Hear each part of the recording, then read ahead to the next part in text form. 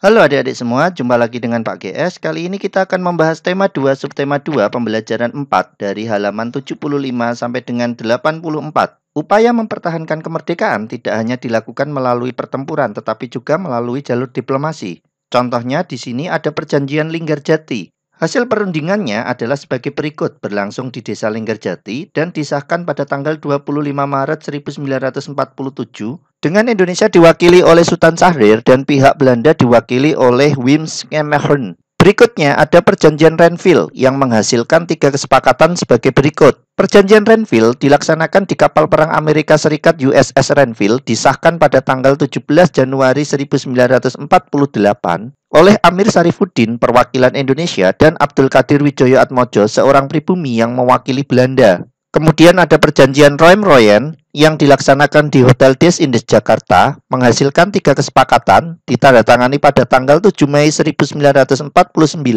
oleh Muhammad Roem sebagai perwakilan Indonesia dan Herman van Rooyen sebagai perwakilan dari Belanda. Selanjutnya ada Konferensi Meja Bundar atau KMB yang dilaksanakan di Den Haag, Belanda yang menghasilkan 5 kesepakatan. Kesepakatan ini ditandatangani oleh J.H. van Marsheven, Sultan Hamid II, dan Muhammad Hatta pada tanggal 2 November 1949.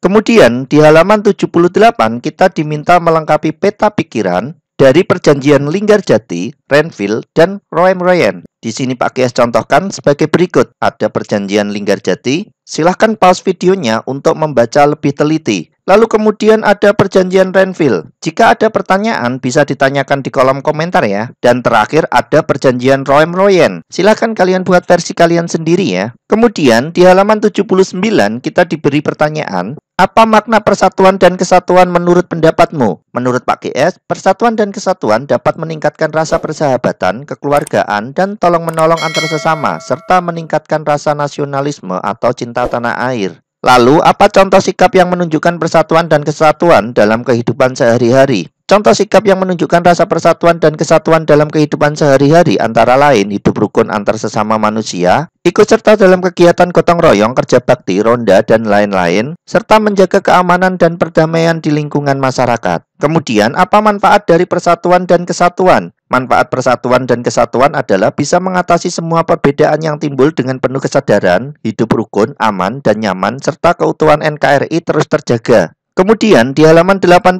kita diberi sebuah kasus di mana panjang pita Lani 0,5 meter, Siti 1/4 meter, dan Dayu 1,2 meter. Dari ketiga pita tersebut, yang paling panjang yang mana dan urutan dari yang terpendek adalah, di sini Pak GS jawab, Lani menggunakan pita sepanjang 0,5 meter, Siti menggunakan pita sepanjang 1/4 meter atau setara dengan 0,25 meter, Dayu menggunakan pita sepanjang 1,2 meter. Dilihat dari bilangannya yang ada, maka Dayu menggunakan pita yang paling panjang. Sedangkan urutan dari yang terkecil adalah Siti sepanjang 0,25 meter, Lani 0,5 meter, dan Dayu 1,2 meter.